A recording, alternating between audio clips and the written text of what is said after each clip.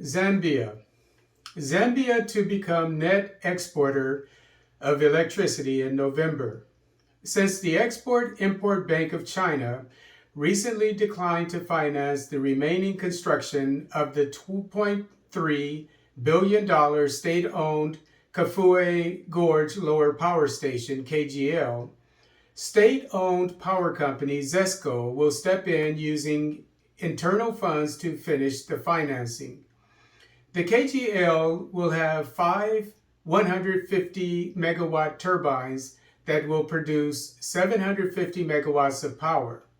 Two of the turbines are fully operational already. KGL is scheduled to be completed in November and will allow Zambia to become a net exporter of electricity. Zambia signed a contract with Namibia state-owned NAM Power in April 2022 for the export of 80 megawatts of electricity, while Zambia's state-owned ZESA is in negotiations to import 100 megawatts of electricity. Democratic Republic of Congo. DRC to manufacture batteries by decade's end. The DRC plans to build a battery factory by the end of the decade. According to Lusaka Times, the country is considering partnering with the German company Bosch or Chinese companies. As the world's largest producer of cobalt, the DRC no longer wants to just export the raw material. It wants to add value to it.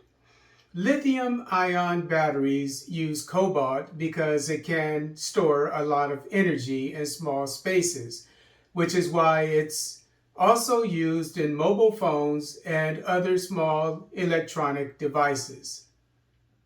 The DRC has also been mining manganese for decades. Batteries made with manganese are cheaper because manganese is plentiful and costs 60 times less than cobalt. Mineral-rich DRC has also recently discovered nickel and lithium deposits, which are both used for manufacturing batteries. Democratic Republic of Congo. DRC to release detained Rwandan soldiers. The Democratic Republic of Congo, DRC, will release the two Rwandan soldiers that were detained in eastern DRC 2 days ago. This was announced by Angolan President João Lourenço, who is also the chair of the International Conference on the Great Lakes region. Lourenço is mediating the current impasse between the DRC and Rwanda from the capital of Angola, Luanda. While the president of the DRC, Felix Tshisekedi, arrived in Luanda yesterday, the Rwandan president, Paul Kagame, is expected to visit the city soon. A bone of contention between the DRC and Rwanda is the claim by the DRC that Rwanda is supporting the Tutsi M23 rebels who have caused the displacement of an estimated 140,000 civilians in eastern DRC since 2012, while Rwanda claims the DRC is supporting the Hutu Democratic Forces for the Liberation of Rwanda, FDLR rebels, who operate in eastern DRC and are accused by Rwanda of having committed genocide against the Rwandan Tutsis in 1994. Democratic Republic of Congo. Uganda and DRC extend joint military operations for 2 months.